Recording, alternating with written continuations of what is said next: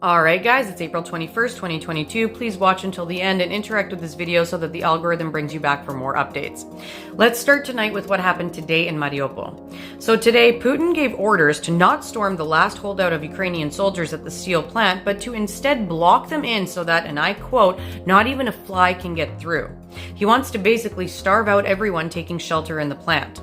In response, Ukraine has offered to exchange Russian prisoners and send senior officials to Mariupol to negotiate the evacuation of nearly 1,000 civilians and 500 wounded soldiers. But of course, Russia is completely ignoring this plea. Staff Sergeant Leonid Kuznetsov has a message from inside the steel plant. He said, "I'm alive and healthy for now, but the situation is very difficult. We're at the end of our food and water. We have about 1,000 civilians in the factory. I can't say how many soldiers we have. There are many wounded, and there's not enough medicine. The smallest injury can be fatal, and there are not even simple bandages." This is his plea for help for the world. Some other heartbreaking news from Mariupol is the satellite images that came out to show a mass burial site in the Russian-occupied village of Manush, about 12 miles west of Mariupol, containing more than 200 new plots alongside an existing cemetery. Experts are saying that these are the graves dug by Russians to try and hide their war crimes.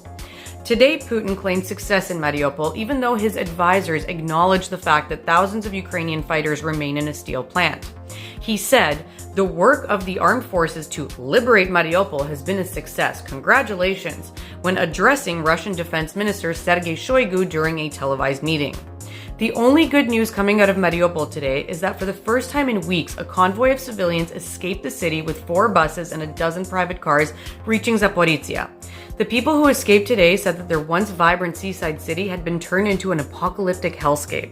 In other news today, Russian rockets hit railways in Dnipropetrovsk Oblast. The governor of the oblast said that it wasn't clear whether it would be possible to resume railway traffic after 3 missile strikes hit and completely destroyed the railway network there. Luhansk Oblast governor said that there's no surviving food depots left in Sievierodonetsk and that residents are only able to receive food through humanitarian aid at this point. Ukrainian officials said that Russian troops forcibly deported a group of Ukrainian children to Russia today. According to the official, a group of Ukrainian teenagers aged 14 to 15 from Donetsk and Luhansk Oblasts were left with a charitable foundation in the Russian city of Vladimir, and there are reports that the children's parents had been unalived by Russian forces. Estonian parliament approved a resolution today calling for Russia's aggression and subsequent war crimes against Ukraine an act of genocide and urged other countries to do the same. Finally, the Pentagon developed a drone system for Ukraine called the Phoenix Ghost. It was developed to meet Ukraine's particular needs for defending itself against Russia, and this is all with minimal training for the Ukrainian forces. Apparently, the new U.S. military aid package includes 121 of these systems. Until next time, Slava Ukraini!